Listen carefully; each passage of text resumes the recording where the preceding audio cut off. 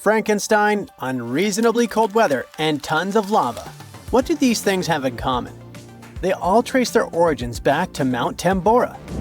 This volcano in Indonesia had such a massive impact that the aftermath could be felt in Switzerland even a year later. And these spots are thousands of miles apart. Soon, we might be facing something similar again. Stick around, because I'm about to reveal the exact spot where the next eruption is expected to happen in 2025. Back in 1815, Mount Tambora erupted with unprecedented force, sending a colossal cloud of fine particles into the atmosphere. This cloud reflected sunlight, leading to global cooling and even the year without a summer in 1816. Temperatures plummeted, crops failed, and families worldwide faced food shortages, compounded by various health issues. Fun fact: Frankenstein appeared because of abnormally cold weather in the summer of 1816. The author got stuck indoors in Switzerland and wrote this story to pass the time. But that is the only positive aftermath. In England and Ireland, people struggled to find food. The crops were too bad that year, and this year without summer cost them lives, all because of the eruption in Indonesia. While many other volcanoes have erupted since then, none have had consequences as dramatic as Tambora. However, climate professor Marcus Stoffel from the University of Geneva believes potential serious eruptions aren't just a matter of luck, it's only a matter of time. So it's up to us. We can sit back and wait for the inevitable, or we can start preparing today. This future eruption will happen in a world that's vastly different from the one in 1815. Not only is our planet more densely populated now, but we've also experienced irreversible changes that affect our daily lives. Now, if you think volcanoes are always the bad guys, think again. They've actually played a crucial role in shaping our planet. They help with land formation, atmospheric development, and climate modulation. Just look at Yellowstone, for example. When thick lava oozed to the surface, it spread across the landscape and transformed the area forever. When volcanoes blow their tops, they release a mix of lava, ash, and gases, including carbon dioxide. But don't worry, compared to the emissions from fossil fuels, the amount from volcanoes is pretty tiny. What scientists are really keeping an eye on is sulfur dioxide, because it can have a big impact on our climate. When a major volcanic eruption happens, it can send sulfur dioxide soaring into the stratosphere, which is about 7 miles up in the atmosphere. Once there, it transforms into tiny aerosol particles that scatter sunlight, helping to cool the planet. This cooling effect isn't immediate though. Those particles can hang around for a couple of years and even circulate all around the globe. Nowadays, we've got special equipment to monitor sulfur dioxide emissions from space. Take Mount Pinatubo in the Philippines. During its eruption in 1991, it released around 15 million tons of sulfur dioxide. Now, while that's a lot, it wasn't quite as massive as the eruption of Tambora. Still, Pinatubo managed to lower global temperatures by about 0.5 degrees Celsius for several years. Tambora, on the other hand, dropped average global temperatures by about 1 degree Fahrenheit. I know what you might be thinking. That's not much, but trust me, it makes a difference. If the planet warms up by just 1 degree Fahrenheit, it could really mess with sea levels. Experts think we might see a rise of up to 8 inches by the end of this century. This could wipe out a lot of farmland and coastal habitats, which would be a huge blow to many communities. So maybe a volcano eruption that can cool off the planet is like a natural mechanism helping us out? Not exactly. While it does cool the planet off, don't get tricked into thinking it's the kind of coolness our planet needs. Such temperature shifts can severely mess up with the crops, like they did in 1816. There's also evidence that major eruptions can disrupt rainfall patterns, leading to drier conditions in monsoon regions across Africa and Asia. You see, the summer monsoon relies on the temperature difference between land and ocean, which can be altered by volcanic activity. Interestingly, a warmer climate may enhance the cooling effects of volcanic eruptions. Experts explain that the formation and movement of aerosol particles depend on climate conditions. As global temperatures rise, faster air circulation can lead to smaller aerosol particles, which are more effective at scattering sunlight and thereby intensifying the cooling effect. Oceans also contribute to this dynamic. A warming ocean surface creates a stratified layer, hindering the mixing of warm and cold water, which could mean that volcanic eruptions primarily cool the upper ocean layer and the atmosphere above it, according to Stoffel. Moreover, climate change may influence volcanic systems directly. The melting of ice can trigger more eruptions by reducing the pressure that allows magma to ascend more easily. Additionally, increased rainfall associated with climate change can seep into the ground and interact with magma, potentially sparking eruptions.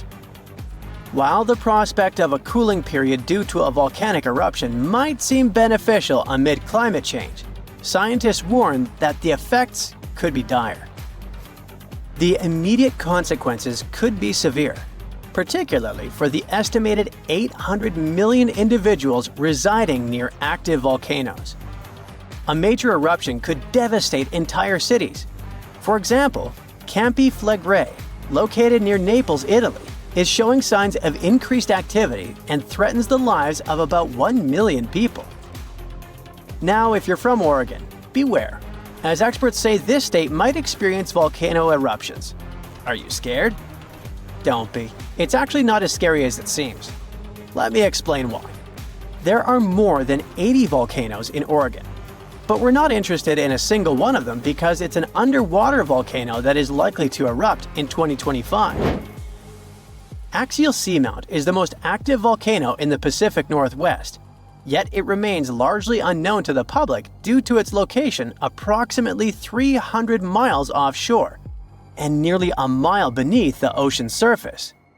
While its upcoming eruption is expected to pose no threat of a tsunami or significant land-based earthquakes because of its depth and distance from the Cascadia Fault, the data gathered from studying its eruptions can enhance our monitoring of potentially more hazardous volcanoes. Let's call it a friendly eruption, shall we? In reality, predicting eruptions is a complex endeavor. We often encounter alarming headlines, such as, "Yellowstone is about to erupt." Should we take these claims seriously? Not really. Yes, Yellowstone sits atop an active supervolcano that has experienced 3 major explosive eruptions in the past 2.1 million years. The last eruption occurred approximately 70,000 years ago, with the most significant explosion taking place around 631,000 years ago, forming the massive Yellowstone caldera. Naturally, many people are curious about whether Yellowstone will erupt again and when that might happen. Fortunately, scientists are employing new techniques to delve into these questions. A recent study suggests that Yellowstone is unlikely to experience another major eruption anytime soon. The reason is that the magma beneath the park is divided into a network of separate chambers. While there is a substantial amount of magma present, it's not sufficiently interconnected to support an eruption. Previous studies proposed that the existence of a massive layer of magma beneath Yellowstone, but these latest findings change that notion. To gain a clearer understanding of the subterranean dynamics, researchers utilized a technique called magnetotellurics, which employs Earth's natural electromagnetic fields rather than seismic waves. Since magma is a good conductor of electricity, this method is particularly effective for mapping molten rock and comprehending underground activity in volcanically active regions. By using magnetotellurics, scientists created a detailed map of the magma under Yellowstone, enabling them to make more informed predictions about future eruptions.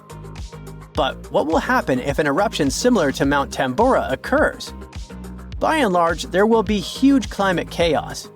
Yeah, the best scientists are looking for the solution should it really happen, but they don't have it yet. So technically, we're not ready for the second Mount Tambora. But for now, we're pretty much safe. No major eruptions are predicted. Whew! Oh boy, Scientists predict a volcanic eruption that is likely to be one of the most destructive in the history of our species. There's a 1 in 6 chance of it happening in this century, and it could seriously change the climate even more and put millions of lives in danger. Back in January 2022, the Hunga Tonga Hunga Ha'apai volcano erupted in the South Pacific Ocean, creating a huge explosion. It sent tsunamis all the way to Japan, North America, and South America. Tonga itself was hit hard, with damage costing nearly 20% of the country's entire economy.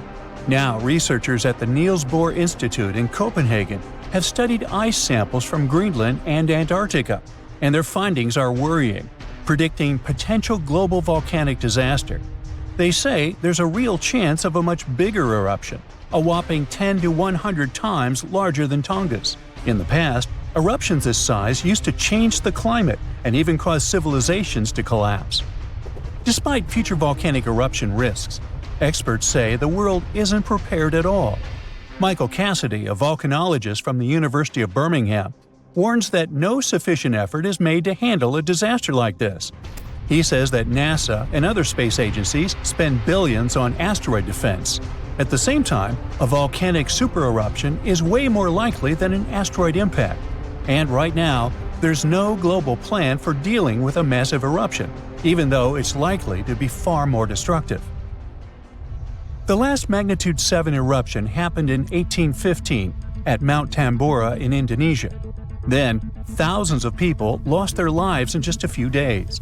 The disaster also disrupted weather and caused food shortages worldwide, affecting millions.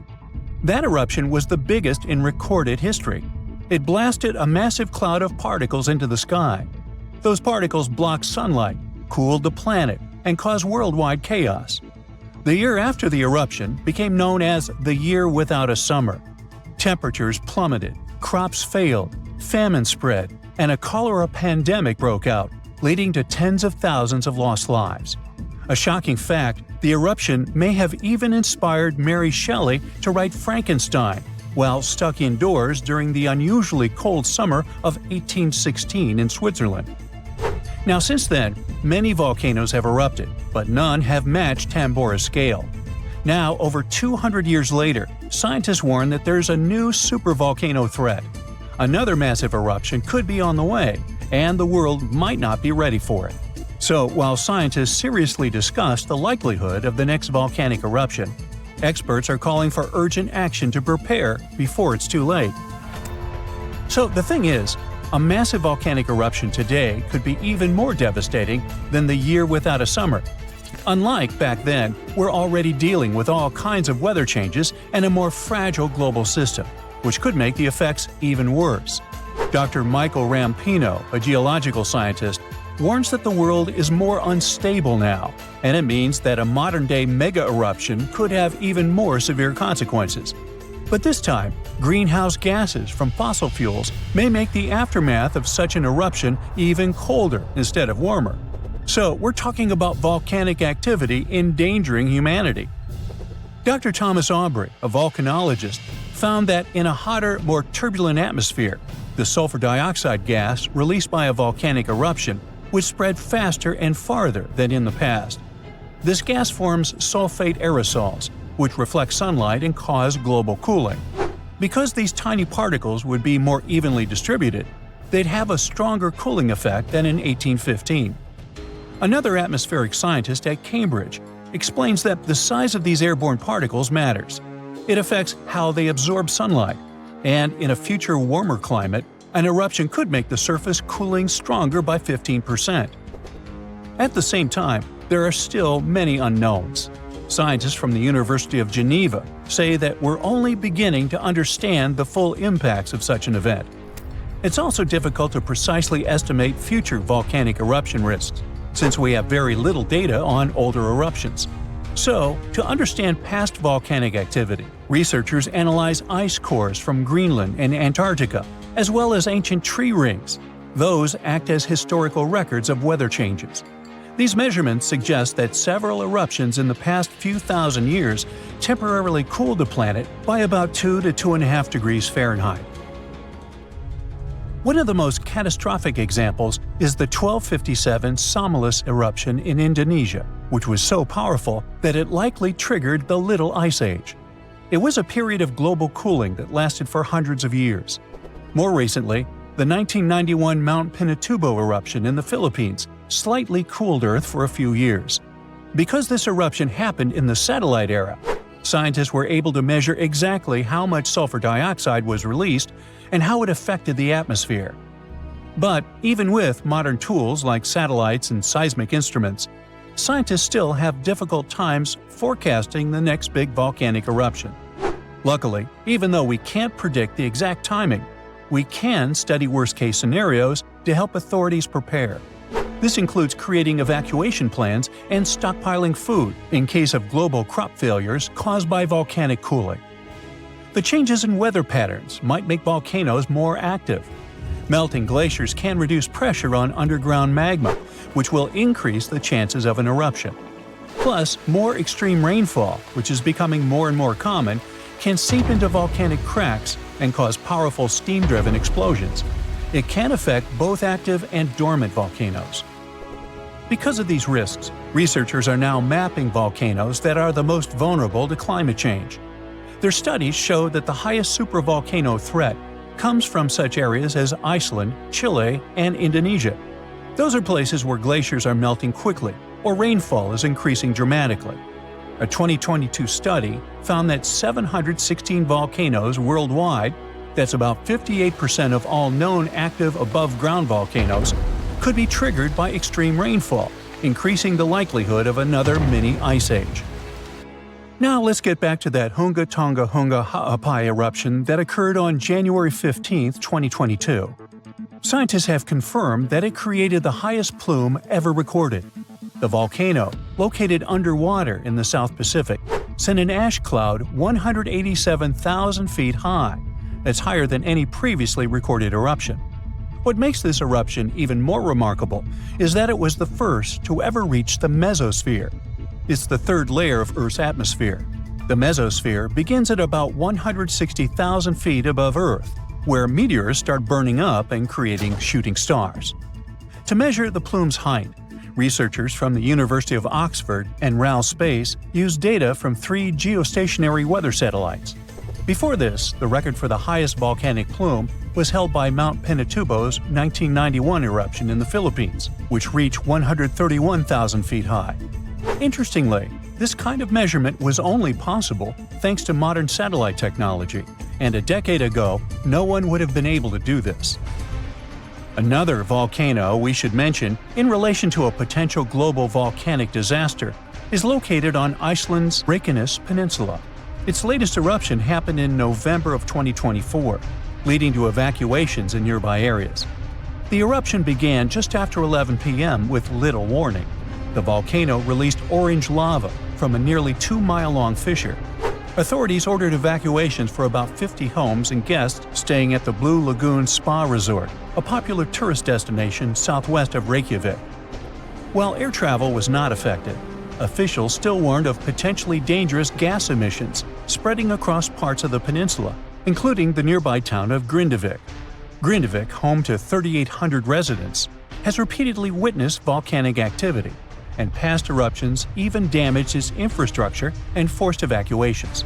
For example, in August 2024, a 2.5-mile-long crack opened at the Sunthunkangigar crater near Grindavik.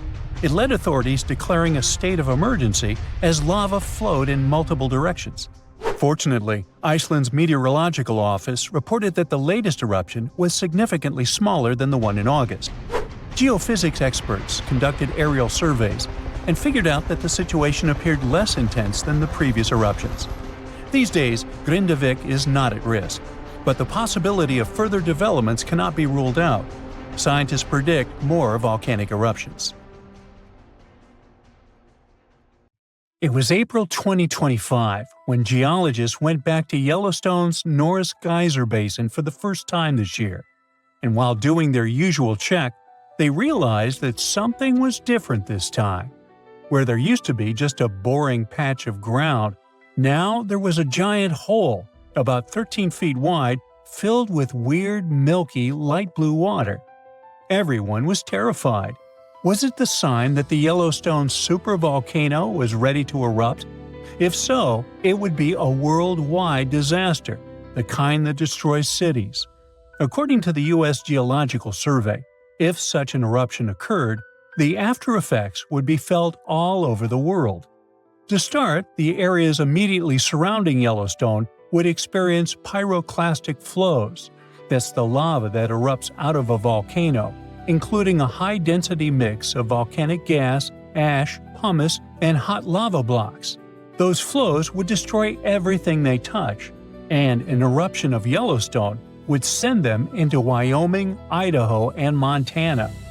Areas further away from Yellowstone would escape the flows, but they would experience falling ash. It would come down heavily in the states closest to the epicenter. The ash would be especially dangerous for anyone breathing it in. The weight of the ash would also pose a serious threat. It would smother crops and collapse buildings as it piles up. Tragic consequences would be countless, but we'll talk about them later, because soon after the discovery, the weird pit surprised even experts. Geologists found rocks scattered everywhere. Some were about a foot across, and all of them were dusted with gray mud. This mud matched the walls of the new spring. It was like the place had simply exploded, but nobody had actually seen it happen. The team checked old satellite images to figure out when it appeared. In December 2024, the ground was totally normal. By January 6, 2025, a little dip had formed. And by February 13th, that water-filled hole was finally there. But the weird thing was that the sensors that usually pick up major hydrothermal explosions didn't detect anything. There was no giant blast or warning signs. Later, it turned out that this puzzling opening in the ground hadn't just popped up in one huge explosion. Instead, it formed from a bunch of smaller bursts over time. Little explosions first threw out rocks, then mud, and eventually created the pit. With time, it filled with silica-rich water. That was a huge relief for everyone. Yellowstone sits on a supervolcano, and its big explosions are a nightmare scenario. Luckily, this time, it was just a slow-building, small-scale explosion. It was dramatic, sure, but totally manageable. You see, Yellowstone National Park is full of geysers, hot springs, and all kinds of natural landscapes. But under the surface, things get incredibly intense, all because of the supervolcano. Now, supervolcanoes are often extremely large. They often have no cone at all, since they're typically the remains of gigantic magma chambers. Once, those chambers flared up, leaving behind a caldera. They're usually located over hotspots. It's no surprise that supervolcanoes can produce super eruptions, and when they do it, they blow more than 240 cubic miles of ash, molten rock, and hot gases up into the air. In other words, 4 super eruptions could fill the Grand Canyon to the brim. Supervolcanoes form when huge volumes of scorching hot magma escape from deep underground. This magma rises close to the surface but can't break through Earth's crust.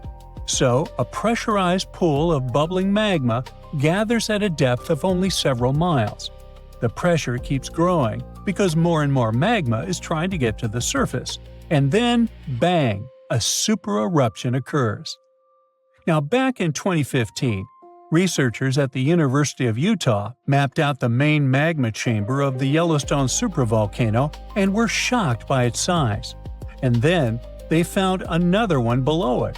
Together, these underground magma pools could hold enough molten rock to fill the Grand Canyon 11 times. All that magma pushes up on the ground above, which is why Yellowstone rises about an inch or two every year. That slow lift might not sound like much, but combine it with the fact that Yellowstone is still an active volcano and has a volcanic explosivity index of 8, and it's enough to make you wonder what could happen if things went south. And yes, Yellowstone has indeed been a bit jumpy in recent years. In March 2023, There were 354 earthquakes in the area. Most were tiny, but the biggest hit a magnitude 3.7, part of a swarm of 106 quakes. Now, before you freak out, experts from the Yellowstone Volcano Observatory say there's no need to panic. No eruption is coming anytime soon. Volcanoes don't stick to a schedule. Just because Yellowstone hasn't erupted in a long time doesn't mean it's about to blow. The park is stable for now, but scientists are keeping a close eye on everything underground, the quakes, the rising ground, and even temperature changes, just to be safe.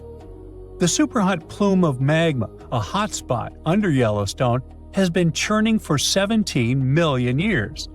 The Earth's crust slowly moved over it, making the hotspot leave a trail of volcanoes stretching more than 450 miles along the Snake River Plain. Most of those ancient ones are now buried under layers of lava and sediment. In just the past 2.1 million years, Yellowstone has unleashed 3 cataclysmic eruptions, so massive they managed to reshape the land. Each explosion sent pyroclastic flows, rivers of searing hot rock, ash, and pumice racing outward for miles. The debris piled up in layers hundreds of feet thick, some forming solid lava-like rock. When those eruptions emptied the underground magma chambers, the roof collapsed, forming the massive calderas we see today. Even after those mega eruptions, Yellowstone didn't stop. Between 180,000 and 70,000 years ago, enormous rhyolite lava flows, sometimes over 144 cubic miles, poured out. Some flows followed north-south vent lines. The West Yellowstone flow erupted around 110,000 years ago. The Nez Perez Creek flow followed 160,000 years ago. If you stand at Madison Junction on the caldera's northwest rim, you can see it, a cliff that formed when the Lava Creek Tuff eruption collapsed the land 640,000 years ago. And inside the caldera, you'll see the hardened lava flows snaking across the floor. Figuring out when a supervolcano might blow is like being able to read nature's warning signals. Thousands of years before a massive eruption, the heat underground starts building, and the magma chambers become like ticking pressure cookers. Little signs start showing up. Gas bubbles escape as the pressure shifts, and earthquakes shake the ground. The land above slowly rises. Cracks appear. Hot springs and geysers start acting up, heating even more than usual. Now, what would happen if Yellowstone erupted? Remember those pyroclastic flows we talked about before? They can contain 2 parts: the lower flow of the hot lava that moves at ground level, and a cloud of ash that follows above the lava level. So the 2 of them would devastate huge areas. The ash would even reach Europe within 3 to 4 days of the eruption, but it wouldn't be so bad there. After that, it would only take around 2 to 3 weeks before cooler temperatures set in around the globe, all thanks to the sulfur gas that would get to the upper atmosphere after the eruption. Scientists predict that global temperatures would drop by up to 10 to 12 degrees. These consequences could last for 6 to 10 years, putting an end to monsoons, which could cause widespread famine in Asia. Scared? Well, don't be. The good news is that scientists don't believe that the sleeping giant under Yellowstone National Park will wake up in our lifetime. Experts say the next Yellowstone eruption won't likely happen for hundreds of thousands of years. And even then, it may not be that bad, because scientists have discovered that the magma lurking within Yellowstone is actually split up amongst 4 different chambers. Not only that, but some of the reservoirs of magma are likely to cool down and solidify, lessening the chances of an eruption. So, while an eruption does sound like it would change the landscape of the world, it's very unlikely to happen anytime soon.